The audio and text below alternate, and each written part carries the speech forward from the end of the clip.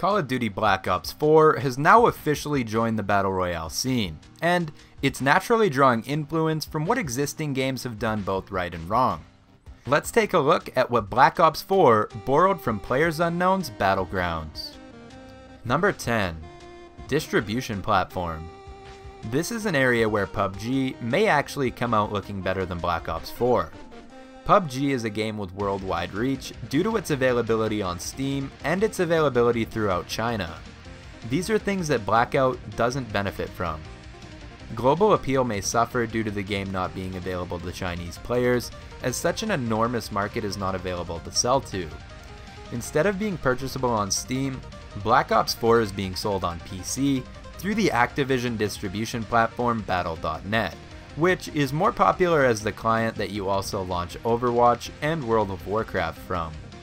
That matters because Steam is something that nearly everyone who plays games on their PC is familiar with, while Battle.net is quite a bit more obscure.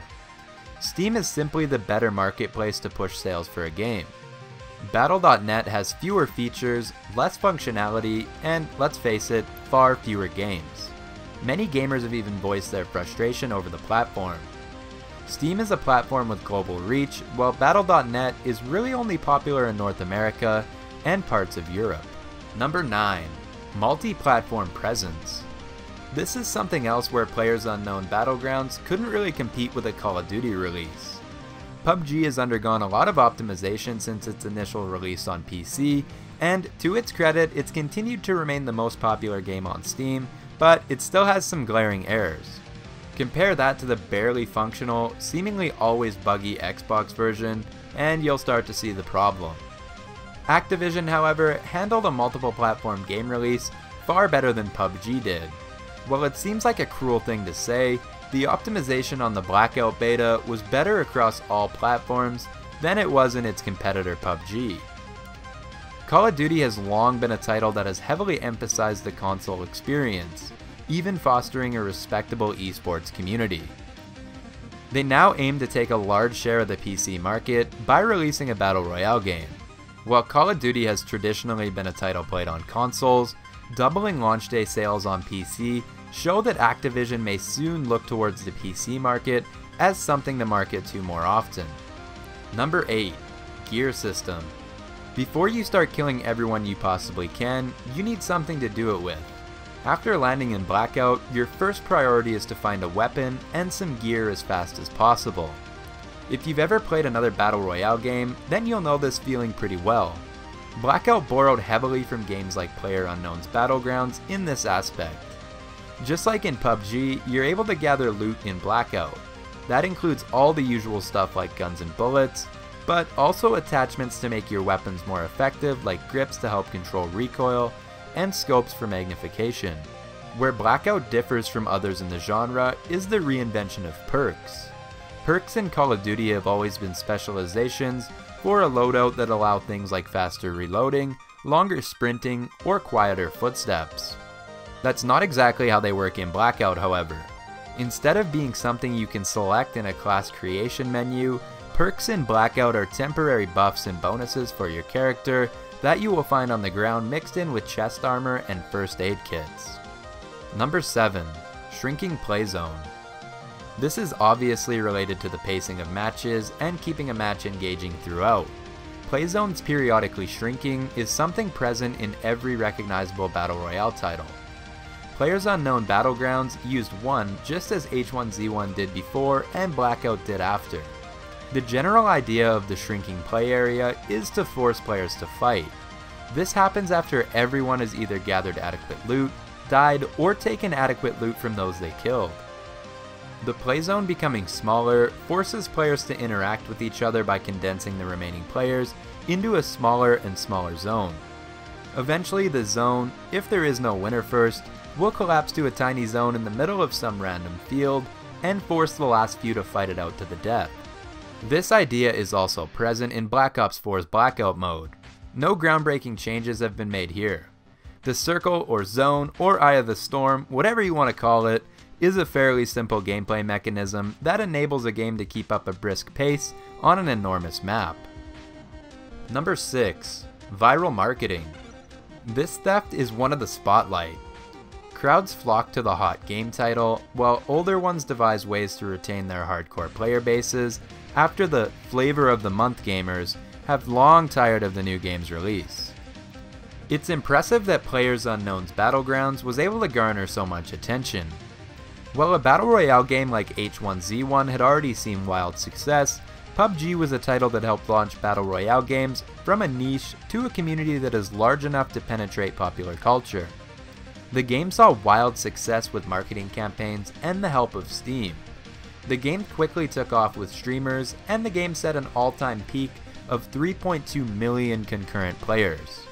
The only thing that could derail them was a new game in the same genre with wide market reach and household name recognition, which is exactly what Call of Duty did. Sales for Black Ops 4 more than doubled launch day sales of the previous installments in the series. For this reason, it's possible that Blackout mode stands to take a large bite out of PUBG's player base, if not kill the game altogether. The two titles share a large amount of similarities, but the appeal of the new and more polished title might end up just being what hurts PUBG the most. Number 5. Gunplay. It's not a leap of the imagination to say that the chief influencer on how good a first-person shooter is how good the actual shooting is. This is Call of Duty's forte. Tight and intuitive gunplay is something that the Call of Duty series has been perfecting for more than a dozen games. This is arguably the biggest strength that these games have to offer. The same can't be said for PlayerUnknown'S Battlegrounds. On PC, the largest platform for the game, aiming and general gun mechanics feel floaty and just generally unresponsive. While PUBG generally nails a lot of other aspects of the Battle Royale genre, one of the weakest points of the game is simply that the shooting in a shooter game isn't very good. Keeping a game fresh and entertaining has a lot to do with the fine details, but a lot of it also has to do with the key aspect of gunplay. This is something where, unfortunately, PlayerUnknown'S Battlegrounds simply falls short to the AAA studio, who's been fine-tuning this facet for well over a decade. Number 4. Player mobility. Another similarity between the two games is the amount of freedom that the player is given with their character. The key difference here is the extent to which Black Ops 4 presses the issue. PlayerUnknown'S Battlegrounds did add the ability for a player to vault through windows and over low walls. That was a huge upgrade for players and alone increased both the player freedom and the fluidity of the second-to-second gameplay. However, Black Ops 4 takes it to a whole other level. A more futuristic style of rapid movement is complemented by a myriad of tools to navigate the map, such as gliders to deploy from falling from short distances, to grappling hooks that allow you to scale buildings quickly, or even, as mentioned before, the ability to control your own helicopter. Number 3. Overall pace of the game. A lot of things compete for our time, so when we play games, people are drawn to the most engaging game. A huge amount of that has to do with how the game is paced. This is evident in areas of the game such as map planning. Players are afforded opportunity to land in any number of smaller sections that have less loot, or for high density hot drops that quickly put you into combat with a lot of other players with more ample supplies. It's also present in the timing of the play zone shrinking. Plenty of time is given to loot your surrounding area before it becomes a factor, and then more quickly shrinks to force players towards each other. Keeping a high pace and the large amount of action that we all crave is important for building and maintaining a game audience.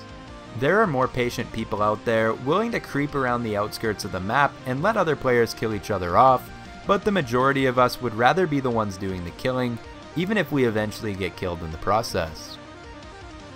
Number 2. Vehicles. Another common addition to the Battle Royale games are vehicles. Just a little something to make sure you're able to get around the map just a little bit easier. They're never guaranteed to be there, and they're a pretty safe bet to attract a lot of attention and enemy gunfire, but they do make you faster whenever you spent too long looting and now need to drive away as fast as possible. Black Ops 4 has its fair share of choices here. You have the options to traverse the map in an ATV for solo or duo players, cargo trucks for full squads, as well as the Zodiac, a handy boat also capable of fitting your whole team within it.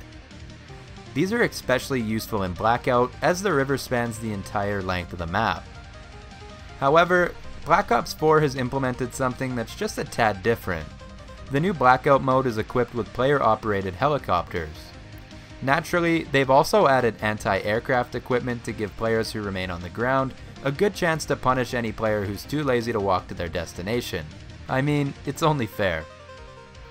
This is one of the many examples that demonstrate how ambitious the team behind designing Blackout and Call of Duty were, taking an existing feature from the genre and changing it to be more intense and faster paced.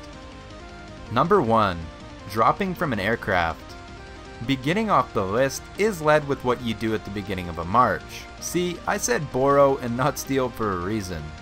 PlayerUnknown's Battlegrounds uses a plane, while Blackout instead uses helicopters. As will be familiar to those familiar with Battle Royale games, you leap from a moving aircraft to choose your starting point with each and every match. How many ways could there be to allow players to disperse themselves over a soon-to-be bloodied battlefield? This general idea of player spawn selection is so exhausted that there aren't a whole lot of new ideas of how to do this more creatively. Pick the game. PlayerUnknown's Battlegrounds, Fortnite, Blackout, H1Z1, and the list goes on. Each game begins with some type of skydive off of a vehicle, and you eventually use a parachute to gently glide the rest of the way.